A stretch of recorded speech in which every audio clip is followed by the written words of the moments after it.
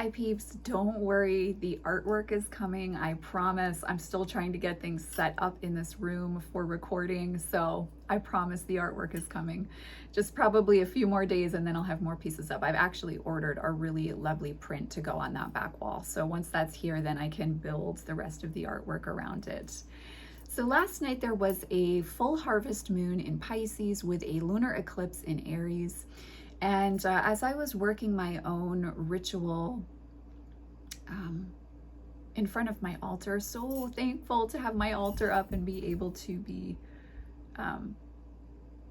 working with it, in front of it, feeling it. It was so beautiful.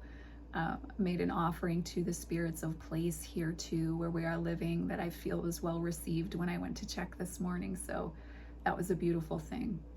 But as I was drawing my cards last night, I had a clear message that there was a turning over of one of my daily draws, and that's the Isis Oracle. So I wanted to talk a little bit about when you know it's time to shift or change up your daily decks, because I get a lot of questions about daily draws. I know for some people it can feel a little bit scary and intimidating to think about doing a daily draw, committing to that process, and then, you know, how do you know when it's time for another deck to come in? How do you know when you've explored like an aspect of relationship with the deck to the farthest extent that you can take it for a specific season? So there are a few ways that you can work with this energy. And I want to speak to a few of those ways and then how I know when it's time. So hopefully this will help you if you are feeling intimidated about starting to do daily draws, but you really want to. It's what I most strongly recommend for people to do when they're starting in their card practice, because it's what's made the biggest difference for me in not only building relationship with my decks, but building trust in my voice as an intuitive reader. So there are a few ways that you can approach your daily draws. You can choose a set period of time that you want to work with a specific deck. Like let's say you want to give 2 weeks to the Mary L Tarot, and you're going to draw a card from that deck every day and journal a little bit about what you draw, how you feel about the deck, what you're noticing as the days are going by in regards to how you communicate with each other, and also what the deck is saying to you. It's like discovering the language, discovering how your blueprints merge together, right? So that's one way that you can do that. It's choosing a deck to work with for a specific period of time, and I think many of us have done that. Another option here is to work with a deck for a season. So let's say you say, all right, Mabon, the autumn equinox is this weekend. For the entire season of fall, I'm going to work with, let's say, the Halloween Oracle.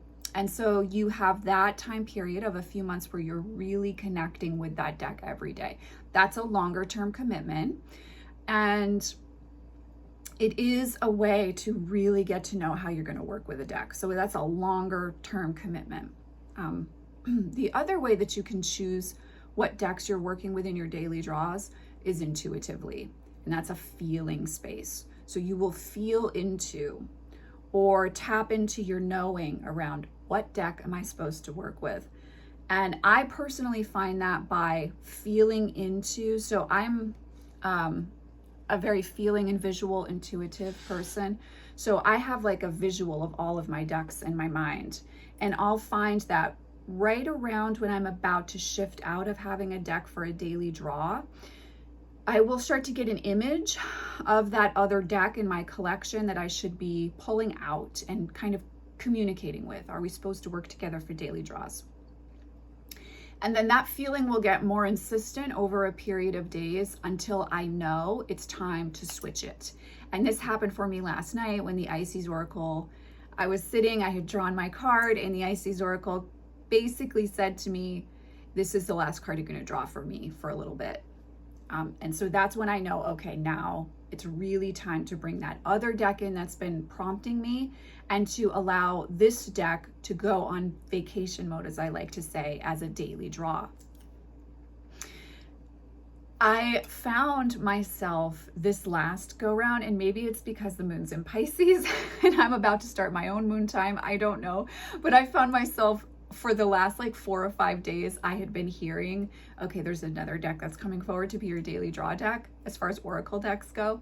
And I did not want to let the Ices Oracle go. I've worked with her as a daily draw deck since the beginning of July. Every single day. She really helped me through my summer transition. And so I was feeling very emotionally attached to her, and like, I don't want, you know, and it's not that I'm never going to draw from her again, but she's not going to be the daily draw deck. And that was really difficult for me to accept last night, but it felt right. And so that's what I want to come back to for the feeling space of when it's time to shift into working with a specific deck for daily draws. It's going to feel like it's time. You're going to know it's time. You're going to keep getting that prompting, and then you'll feel, okay, this is my last morning drawing from this specific deck, and now it's time to move into this other deck. What I have found to be the most powerful about embracing that process is that I often find the deck that intuitively came forth to be worked with has something to teach me, even if I might not have chosen that specific deck out of my collection from a conscious space.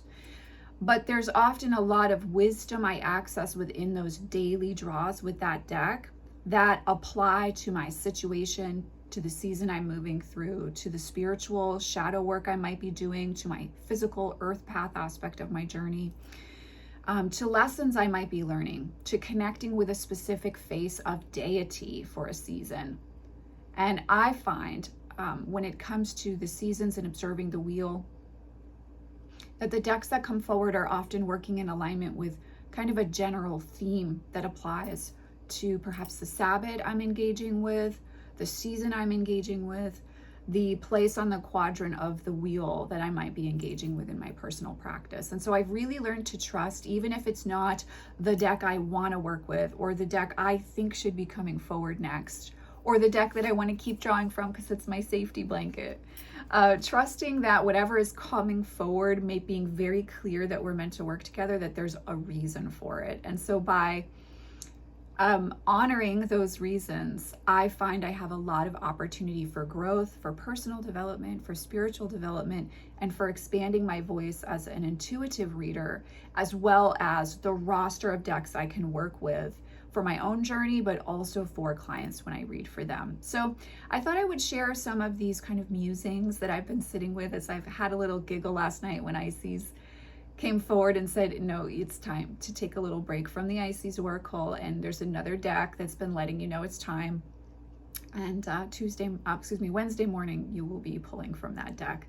So it was a good,